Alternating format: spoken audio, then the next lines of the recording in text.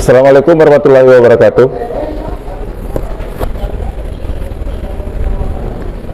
Kita ketemu lagi di channel Medium TV.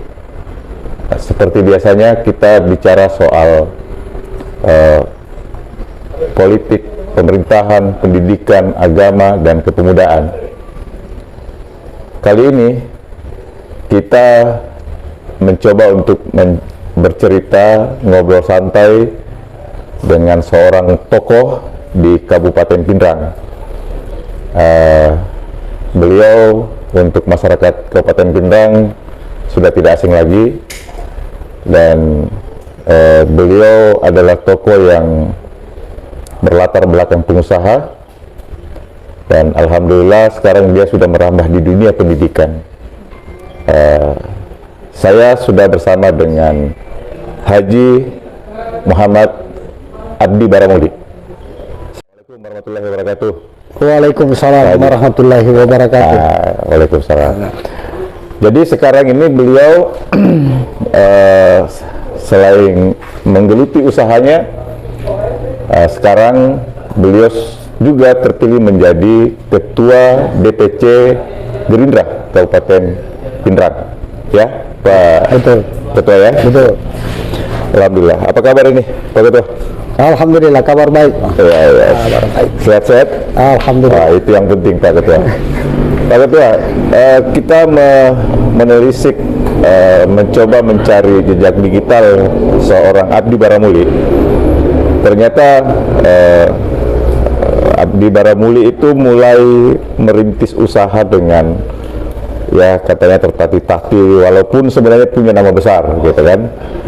Nah, terus pernah menjadi anggota DPR, ya, pernah memimpin partai, sebelumnya Gerindra, gitu. Mungkin kita bisa berbagi cerita kepada masyarakat Kabupaten Pindrang dan Sulawesi Selatan pada khususnya dan Indonesia. Baik. Bisa diceritakan bagaimana merintisnya sampai Pak Haji Abdi Baramuli ini sekarang sudah menjadi Ketua DPC Gerindra. Silakan. Baik, terima kasih. Saya dapat kesempatan bisa bincang-bincang dengan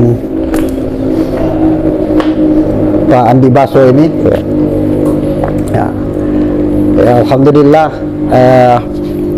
keluarga Baramuli ini memang selain banyak bergelut di bisnis usaha, juga tidak terlepas daripada dunia politik. Ya. Apa namanya? Tentu kalau menyangkut soal politik, mungkin sejak dari rahim. Iya. Benar. Soalnya kan Pak Edi Baramuli itu memang kiprahnya di dunia politik sudah tidak diragukan lagi. Ya, alhamdulillah. Ya, saya di dunia politik ini kurang lebih sudah 25 tahun. 25 tahun? 25 tahun. Oh, iya. Alhamdulillah. Ya, inilah perjalanan dunia politik ini kan tentu ada suka dan duka. Betul. Tapi disinilah seninya. Ya. Orang mengatakan kalau gagal di politik ini kenapa tidak berhenti saja? Ya. Tapi kalau jiwanya sudah di situ, Ya. gagal satu kali, mau coba lagi untuk kesekian. Iya, betul. Di politik itu bisa mati berkali-kali. Betul. Tapi bangkit juga berkali-kali. Iya. Silakan. Kemudian ya, saya pernah dipimpin satu partai, Partai Golkar. Jadi pernah sempat di Golkar? Pernah di Golkar. Iya. Saya cukup lama. Dari tahun berapa ke tahun berapa tuh, Pak? Saya di Golkar sejak tahun 2001. 2001. Iya. Sampai? Saya terakhir 3 tahun lalu. 3 tahun lalu. Baru berarti? Betul. Iya. Dan ya, saya di Golkar itu tidak langsung menjadi ketua. Ya.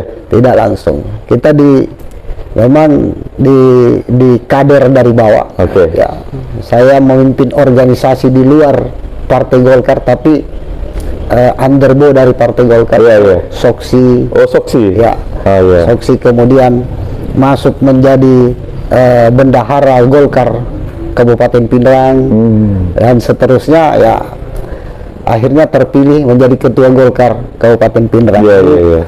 Tahun 2004 Terpilih menjadi ketua Golkar. saya terpilih jadi ketua Golkar itu di tahun 2004 kurang lebih. 2004 ya, kurang lebih. Oke. Kemudian terpilih masuk sebagai anggota DPR. Kabupaten Pindrang.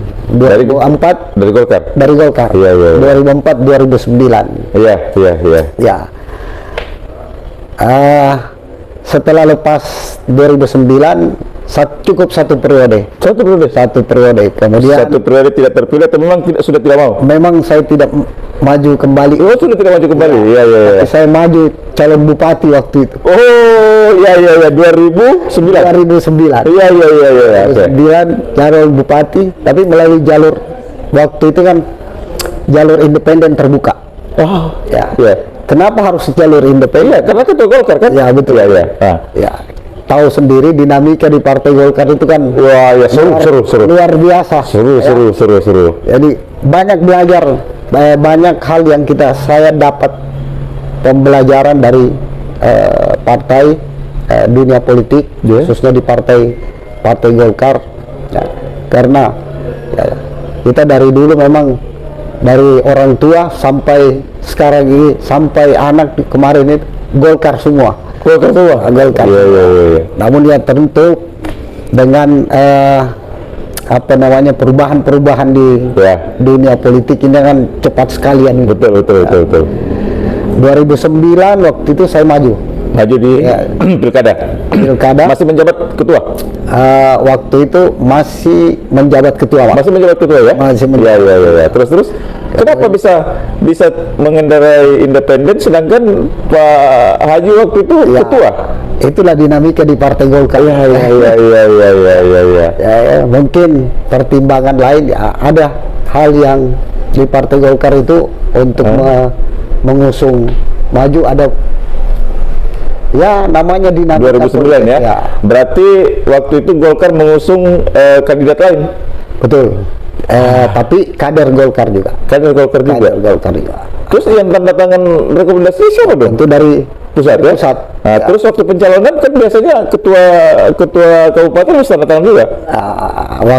Setelah saya maju masuk ke independen, saya mengundurkan diri. Iya. Oke. Terus.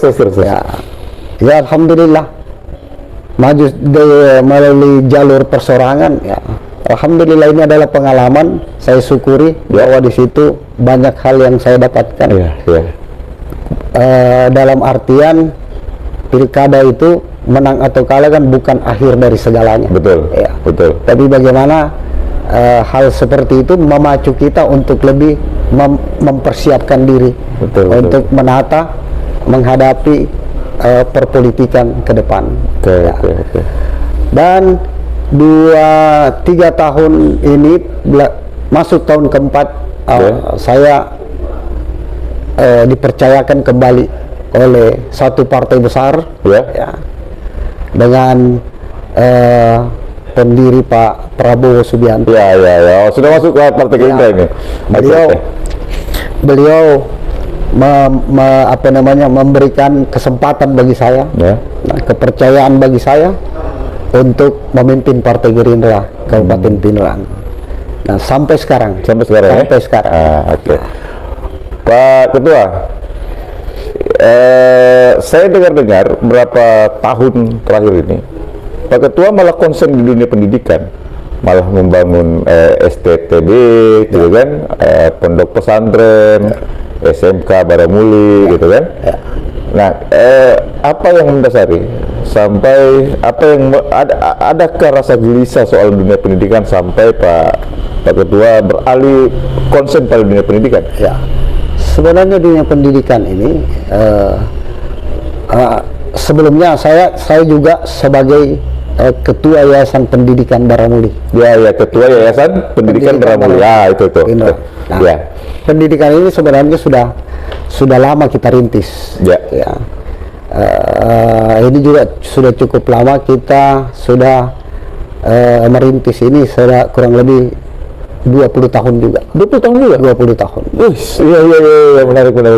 Nah, tentu Baramuli kalau di Pindrang ini kan merupakan kampung halaman ini. Iya, betul. Jadi bagaimana kita juga mencerdaskan masyarakat, melalui tentu melalui pendidikan. Pendidikan itu kan sangat penting bagi kemampuan ataupun sumber daya manusia. Oke. Lembaga pendidikan apa saja yang dimiliki oleh Baramuli? Yang pertama, Yayasan Pendidikan Baramuli itu adalah SMK. Dulu namanya STN. Oh, iya. Itu, STM dulu ya. Itu institusi pendidikan yang pertama. Iya, kejuruan. Iya, kejuruan. Okay. Kemudian berjalan kurang lebih 5 sampai 7 tahun itu kita bangun satu sekolah tinggi. Sekolah tinggi Teknologi Baramuli. Sekolah Tinggi Teknologi Baramuli. Ya, Yayasan Baramuli, Yayasan Pendidikan Baramuli, kemudian mendirikan Sekolah Tinggi Teknologi Baramuli.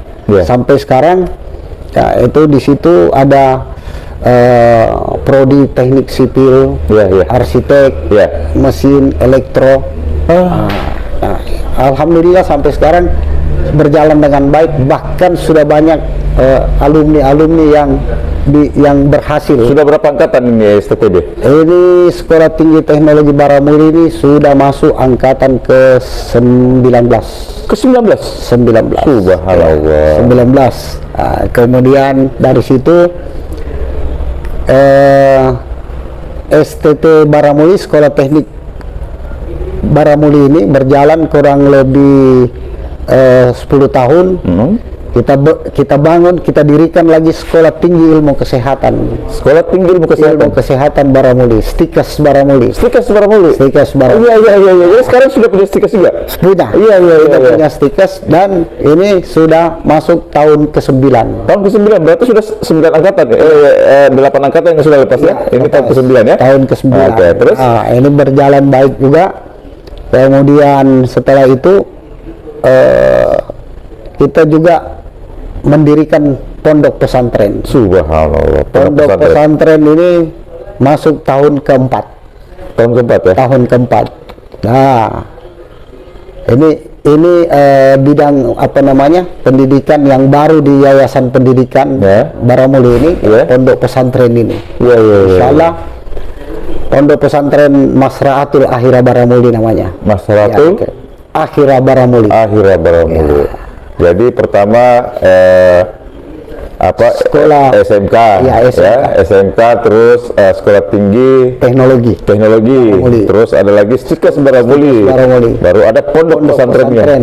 Itu subhanallah. Jadi betul-betul dunia dan keseharian Pak Ketua ini sepertinya memang cuman dunia pendidikan ini, dengan mengelola berapa. Terus lokasinya itu di mana-mana aja di Pindrang? Kalau di Pindrang sini, SMK-nya berlokasi di Jalan Poros Pindrang Polman. Ya. Terus STTI, STTB, terus STIKES-nya dengan pondok ini kan? Itu satu kompleks di areal 12 hektar. Satu kompleks? Satu kompleks. Di areal 12 hektar ya? Iya. Di Kelurahan Palia. Kabupaten Pindrang. Pindrang. Waduh, amazing Pak Ketua. Pak Ketua, apa bedanya dengan yayasan apa tadi? Yayasan Pendidikan. Yayasan Pendidikan Baramuli. Terus ada kan juga Baramuli Center. Ya. Nah, kalau Baramuli Center itu bergerak di bidang apa? Kalau Baramuli Center ini adalah satu wadah, satu wadah untuk melakukan kegiatan-kegiatan sosial. Artinya Baramuli Center ini yang wadah yang melakukan misalnya berbagi sedekah, kemudian CSR dari perusahaan disalurkan di situ, kemudian dibagi ke masyarakat. yang membutuhkan, yang memang masyarakat ya dari segi ekonomi kurang mampu. untung. Kurang mampu ya. Betul Pak Ketua. Ini saya sedikit coba meminta prinsipnya Pak Ketua. Ya. Kan Pak Ketua ini berpuluh-puluh tahun di Golkar. Apa pertimbangan Pak Ketua secara mendasar sampai memilih menjadi Ketua Gerindra sekarang? Ya.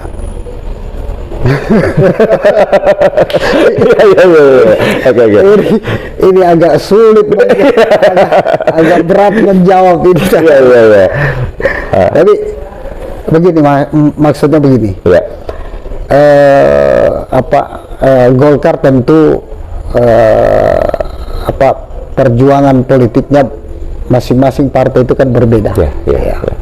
Punya mazhab, punya cara tersendiri. Betul. Ya. Nah, kemudian saya harus bergabung di Partai Gerindra ini, ya tentu juga ada hal yang saya lihat di situ. Partai Gerindra ini memang betul-betul untuk kepentingan kesejahteraan rakyat. Iya. Sama hampir semua partai politik begitu. Ya. Tapi ada saya melihat ya naluri politik saya, ya, bahwa tempat perjuangan saya selanjutnya adalah Partai Gerindra. Iya. Bukan perjuangan untuk posisi pribadi saya. Iya.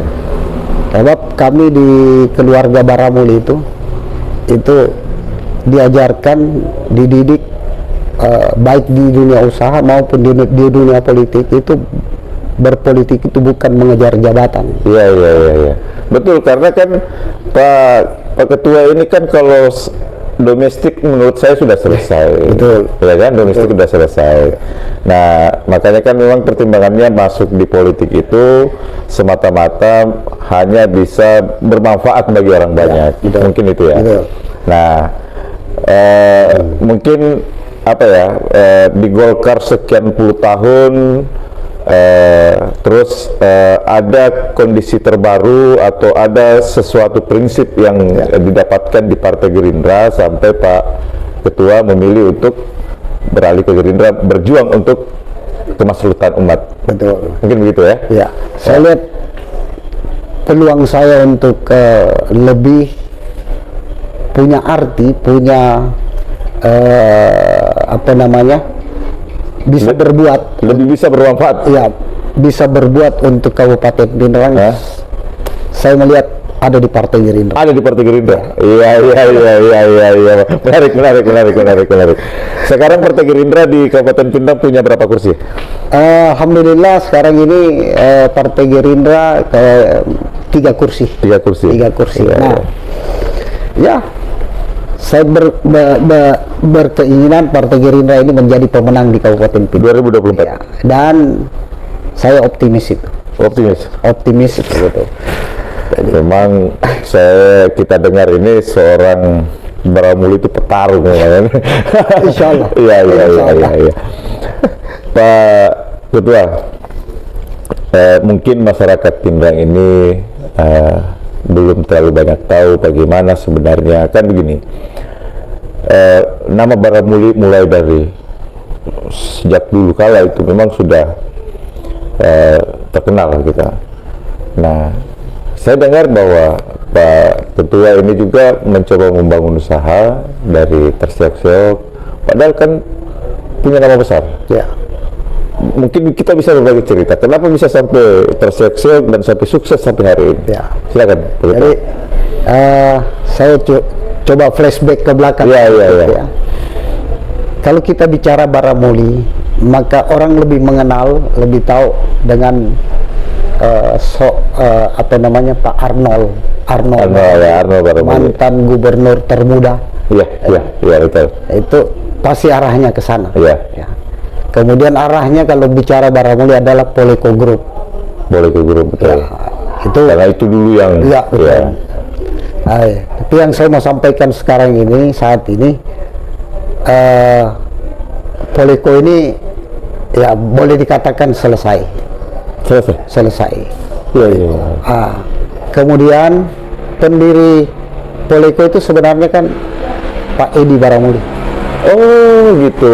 bukan Pak Arnold Baramuli. Iya iya iya iya iya. Ya. Saya mau, karena banyak orang Mengatakan bahwa Poleko Group itu sebenarnya Pak Arnold punya, pendirinya Pak Arnold.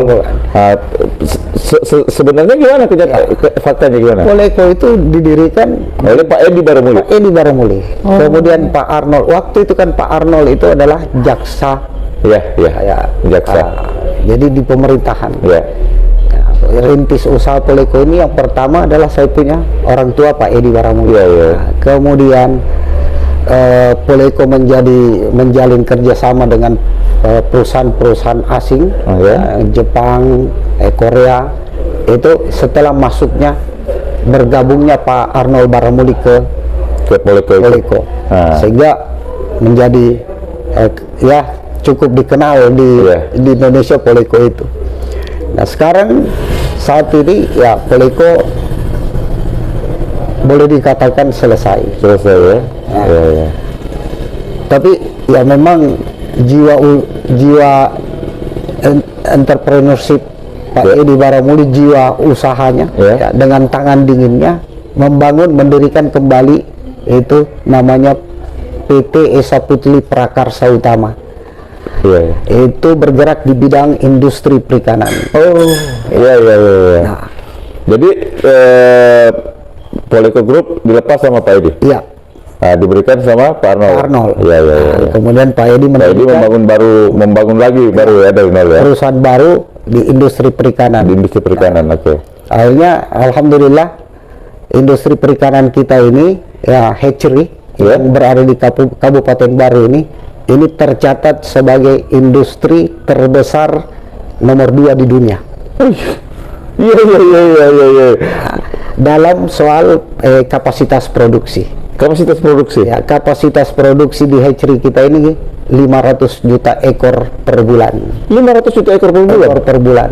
Subhanallah. Kenapa dia masuk di kategori ranking kedua? Ranking kedua di dunia. Karena yang terbesar dari kapasitas produksi itu adanya di Texas, Nevada, Amerika Serikat. Iya iya iya iya. Dengan kapasitas 750 juta ekor. 750 juta ekor. Iya. Sedangkan di baru Di Baru 500 juta ekor per bulan. subhanallah. Jadi ternyata ada di Indonesia itu tempatnya di baru. Di Baru. Ya, ya, nomor 2 di dunia. Nomor 2 di dunia. Aduh, saya baru tahu ini Pak. Pemirsa kita, saya betul-betul baru tahu ini. Ternyata ada usaha ikan ya. Hatchery. Hatchery. Pembibitan yang bisa memproduksi 500 juta udang. Udang faname, bibit udang. Subhanallah. Ya ya ya. Oke. Nah, terus lanjut di Tapi dunia industri kita ini, bisnis kita ini, kita perintisnya tidak seperti membalikkan telapak tangan. Tapi memang kita betul-betul dari bawah merangkak. Yeah. Ya. Waktu itu bibit udang windu, Yeah. tiger, Yeah. ya. Itu kita belinya dari Surabaya. Kemudian kita jual ke petani-petani tambak. Jualnya itu Pak Andi itu di pinggir jalan, jalan poros Pangkep Baru. Ya. Saya jualan di situ. Di pinggir jalan itu. Jam 3 subuh saya ambil bibit dari bandara, Ya. datang dari Surabaya Ya. dengan mobil pickup kecil itu. Ya. Jam 4 subuh saya sudah nongkrong dengan saya punya ibu. Subhanallah. Nongkrong di mobil itu di pinggir jalan, menjual itu Iya, iya. bibit udang windu waktu itu. Iya. Dari itu kita banyak belajar dari situ, sedikit-sedikit kita mulai coba. Kenapa kita enggak mencoba membangun satu hatchery? Iya. Kenapa harus Ya kita beli dari luar Surabaya? ya. Iya. Ya.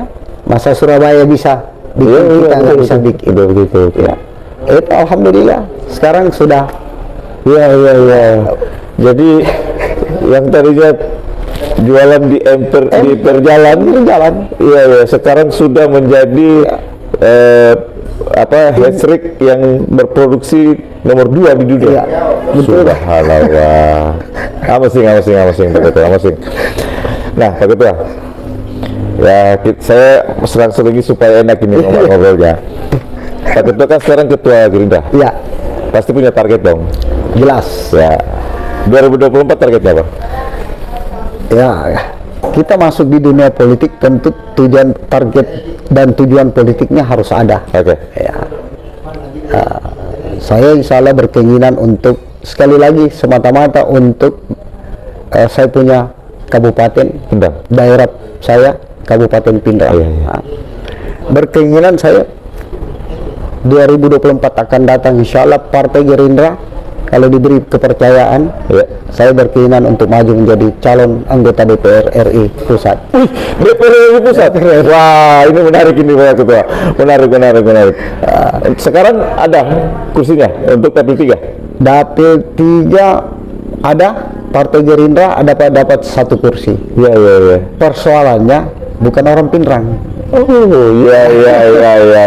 Jadi ketua Pindrang, ketua DPC Gerindra Pindrang akan bertarung di 2024 untuk DPR RI. Iya, DPR RI. Ya, pertimbangannya apa? Ya, tentu yang pertama ya banyak hal yang bisa kita lakukan ya kalau Pindrang ini punya keterwakilan Ya, di ya. pusat ya.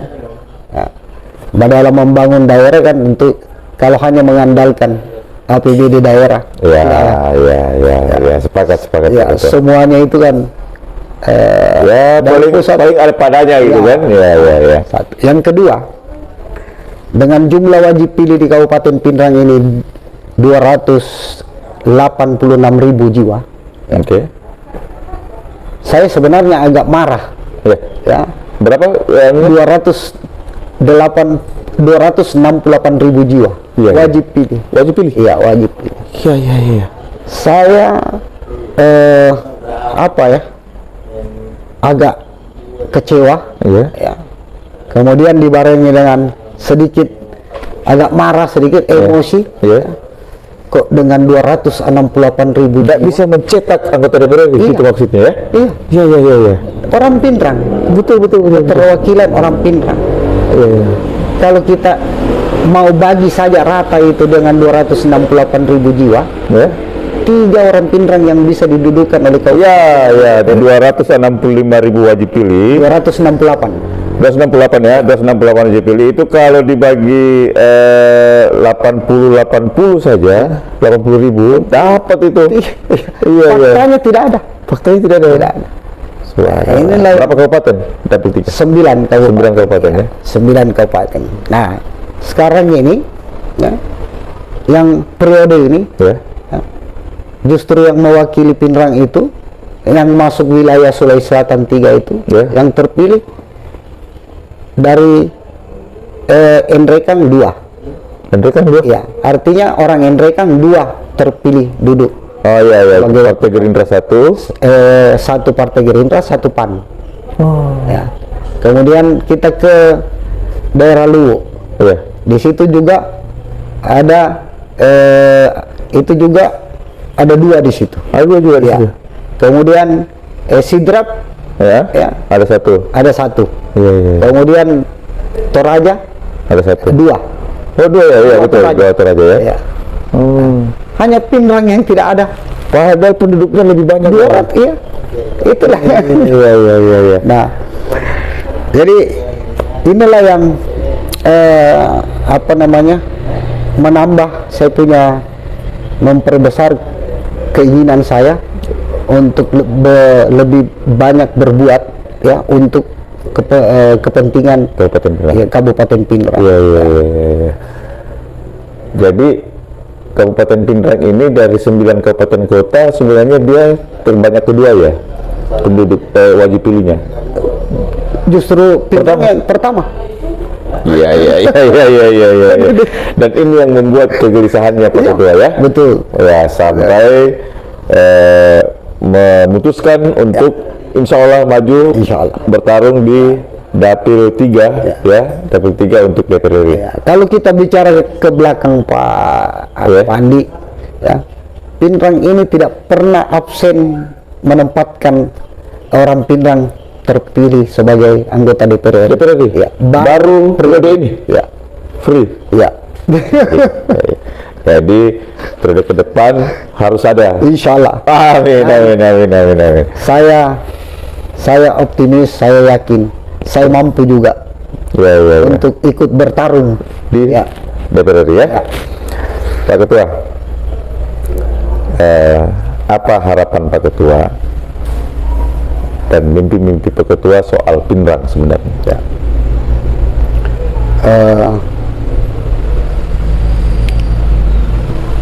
Pindrang ini ya adalah kabupaten yang pertama punya laut, Oke, punya laut, punya pegunungan, daerah pegunungan. Ya. Kemudian ini potensi sumber daya alamnya luar biasa. Iya. Nah, bukan saya mengatakan bahwa apa yang dilakukan oleh pemerintah sekarang baik yang kemarin, Ya, kemarin dan sekarang ini tidak berjalan dengan baik, tapi saya Tidak melihat maksimal. ya tidak maksimal. Tidak maksimal. Ya, saya melihat Pindrang dari masa ke masa setelah Andi Nawir, Ya. ya, itu Andi Nawir itu 20 tahun lalu. Iya. Ya, 20 tahun lalu beliau Kurang lebih 20 tahun lalu. Ya. Di situ perubahan Pindrang luar biasa. Luar biasa. Ya. Setelah itu saya lihat hampir stagnan. iya. Iya. Nah, bukan karena pemerintah yang di bawah kepemimpinan bupati Iya. yang baik itu Andi Aslam maupun Andi Iwan sekarang ini tidak berbuat apa-apa, bukan itu. Cuma ya keterbatasan dari segi anggaran. Ya, membangun Pindrang ini kan seperti yang saya katakan Pak Nibas, bahwa kalau hanya mengandalkan APBD daerah omong kosong itu. Ya, APBD DAU yang Ya, ada, yang betul. reguler gitu kan. Iya. Nah, inilah selain pembangunan kabupatennya, Ya. tentu yang perlu jadi perhatian betul adalah pembangunan ekonomi untuk kesejahteraan masyarakat. Ya. Di Pindrang ini pengangguran Cukup tinggi. Oh iya? Ya. Berarti Lapangan kerja betul harus menjadi prioritas. ya. Ya. Menarik. Pak Ketua, jadi bupati atau jadi yang DPRD? Saya sudah mantapkan diri. Saya sholat istiqarah. Ya, saya meminta petunjuk. Ya, saya sudah tetapkan hati untuk saya menurut saya lebih tepat untuk ke DPR. Mantap. Lebih banyak yang bisa diperbuat sebagai wakil rakyat di DPR RI Ketimbang jadi bupati di Pindrang. ketimbang jadi bupati. Iya. Oke Pak Ketua, terima kasih banyak sudah berbagi cerita. Sebelum ini Pak Andi, Ya. saya juga mau sampaikan kesempatan ini ya, sebagai ketua Partai Gerindra ya, saya target untuk merebut menjadi pemenang pemilu Pemilu 2024 di Kabupaten Pindrang. Masing. Iya. Insya Allah. Amin. Pak Ketua. Oke, Pak Ketua, terakhir mungkin ada closing statement untuk masyarakat Kabupaten Pindrang. Silakan.